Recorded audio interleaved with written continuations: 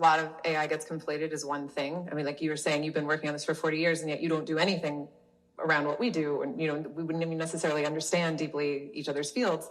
And so there's a dramatic difference between, say, source separation and generative music.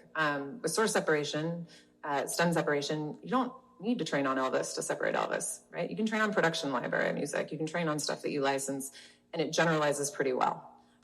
You face other difficulties, for example, that you want to help a label separate a track from the 1930s. Well, how much stem separation training data is there from the 1930s, right? So those are the kinds of things that you're dealing with when you're dealing with stem separation. It's actually like diversity of data and from different recording eras and different like quirks of recording and different sounds. Versus if you're doing generative music, if you want to create, have a functionality where you want to be able to create a track that sounds like Taylor Swift, you have to have some concept of Taylor Swift.